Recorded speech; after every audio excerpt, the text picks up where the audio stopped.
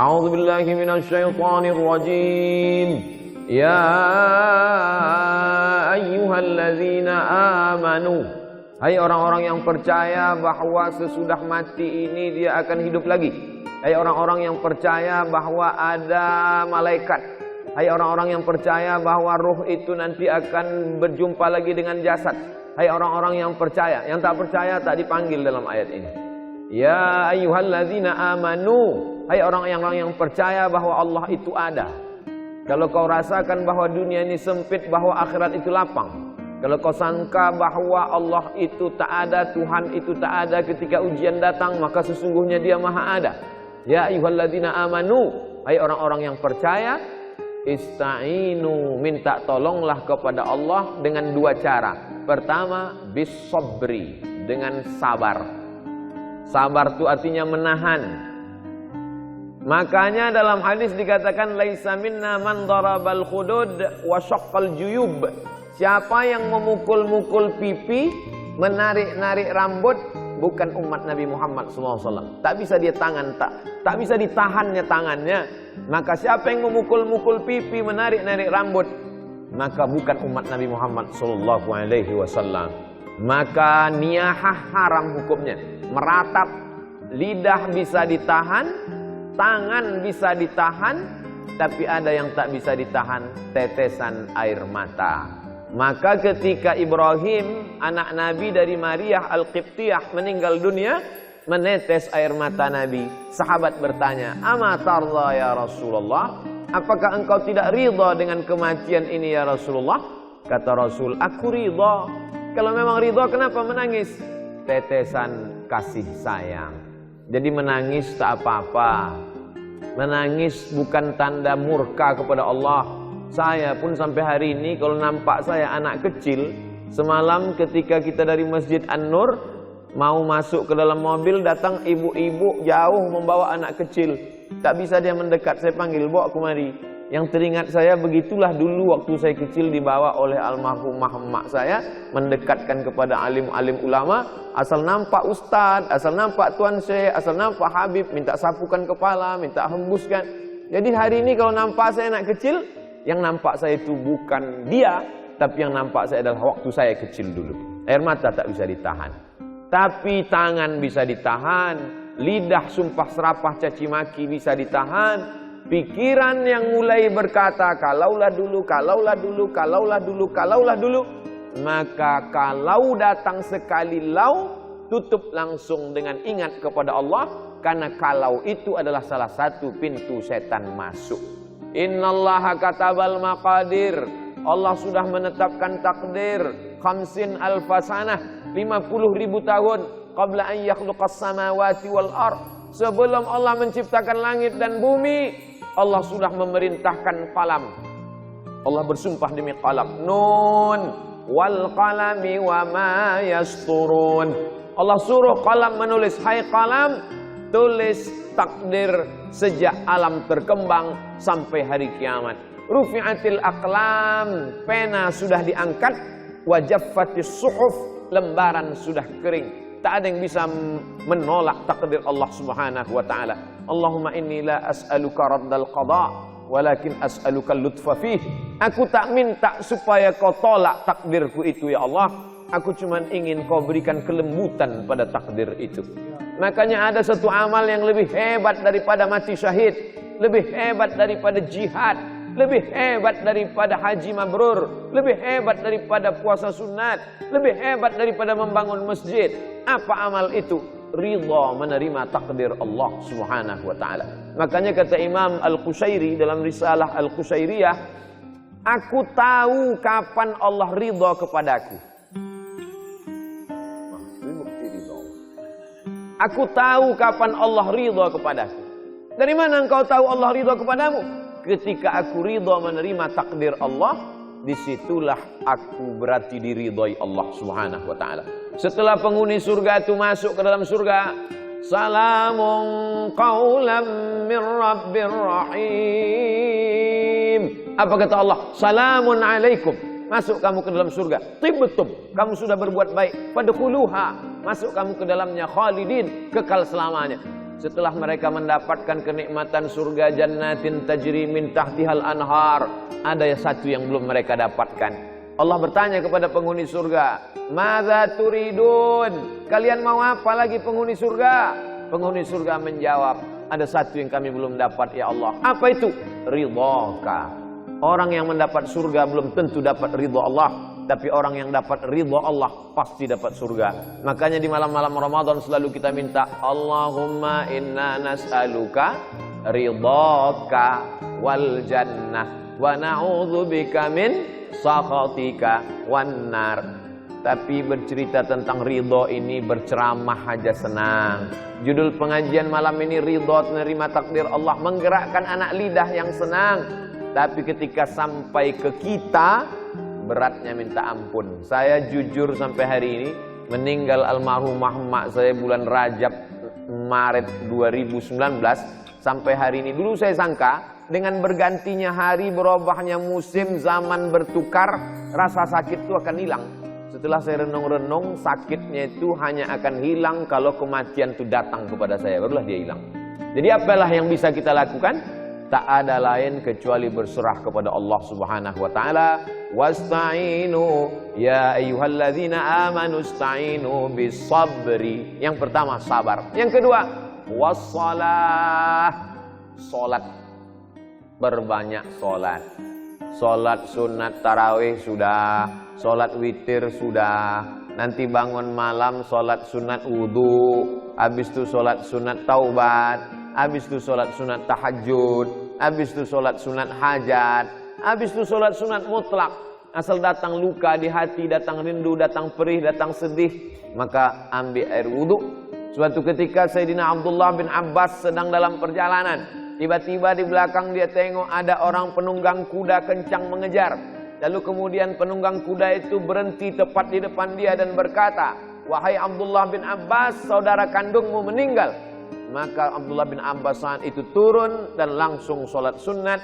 Orang sehebat Sayyidina Abdullah bin Abbas yang didoakan Nabi, Allahumma faqihhu fid din wa 'allimhu ta'wil. Yang saudara Nabi, ayahnya dengan Nabi, berkeluarga langsung bernalir darah mereka satu darah dengan Rasulullah SAW. Tetap juga dia minta tolong dengan sholat sunat. Dengan sholat sunat itu kita sedang berserah diri kepada Allah. Inna sholati wa nusuki wa mahyaya wa mamati lillah. Ya ayyuhalladzina amanu ista'inu bis-sabri was-salah. Innallaha ma'as sabirin. Kalau kita sabar, ridha, Allah menurunkan kekuatan.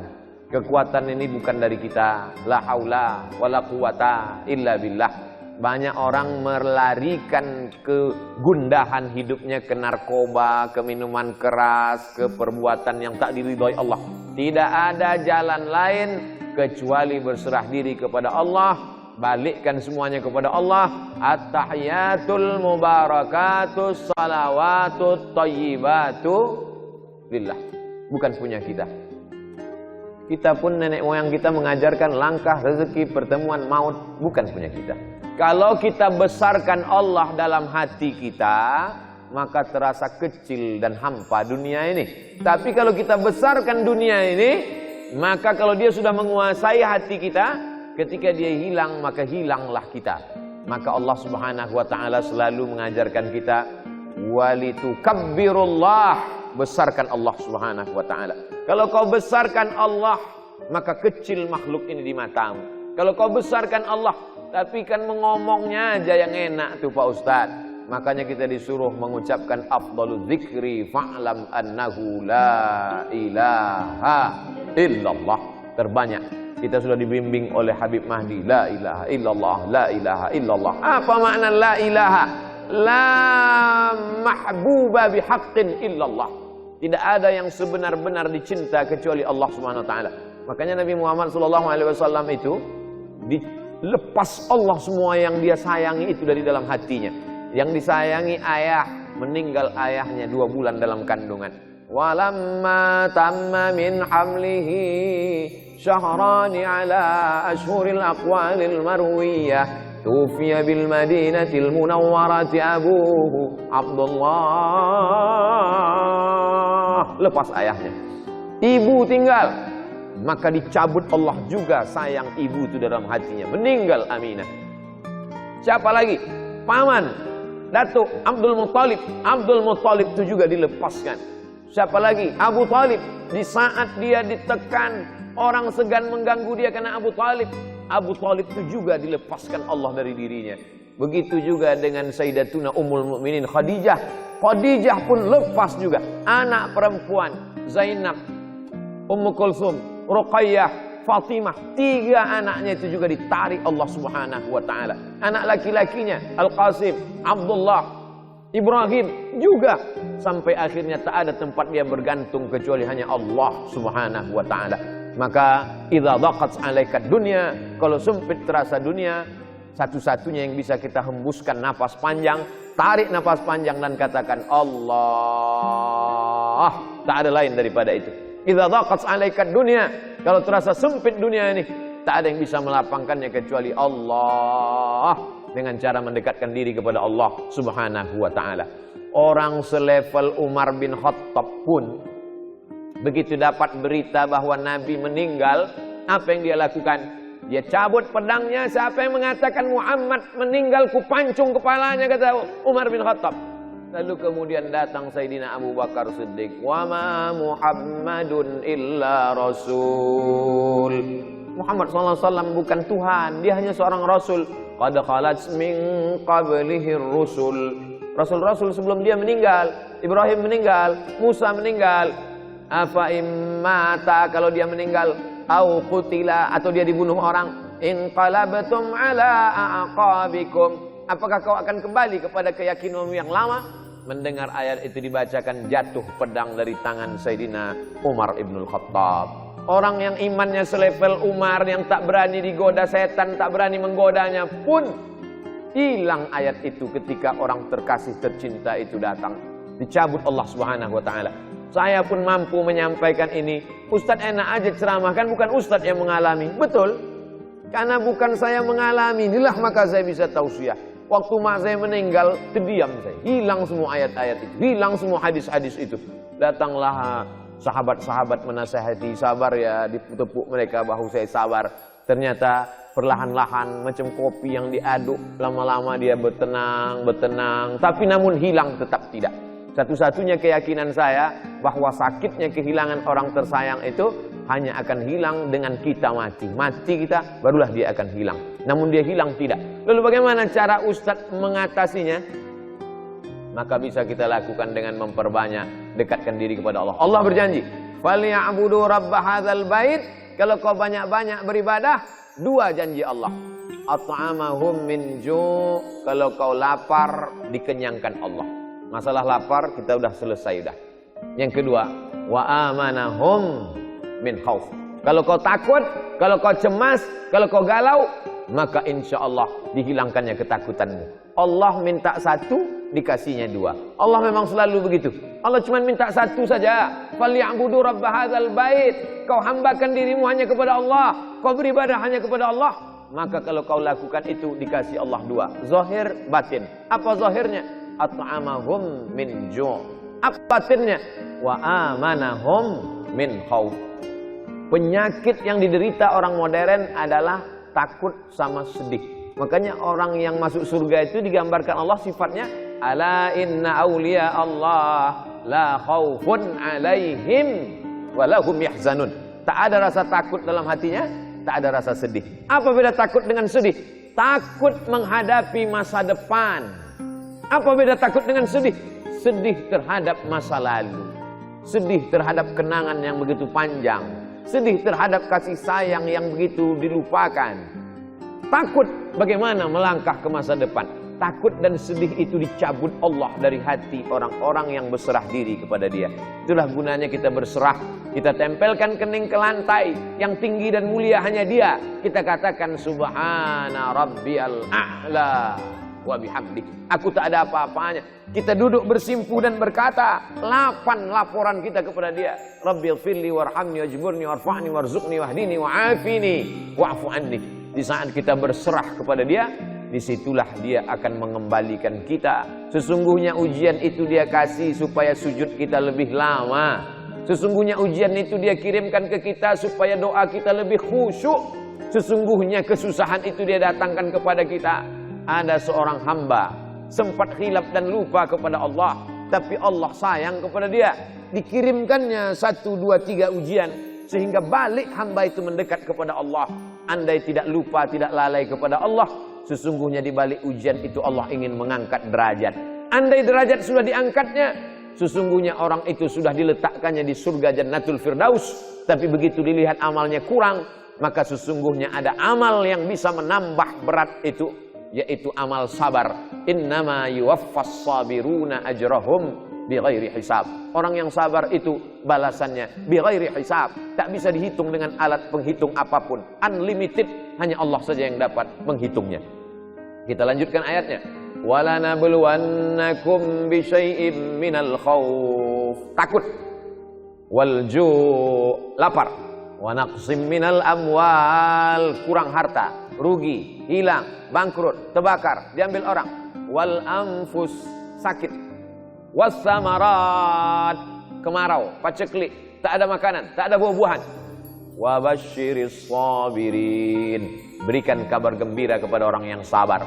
Siapa itu? Alladzina idza asabathum musibah, ketika datang musibah itu kepada dia, yang keluar dari mulutnya bukan sumpah serapah caci maki, yang keluar dari mulutnya adalah inna lillahi wa inna ilaihi raji'un.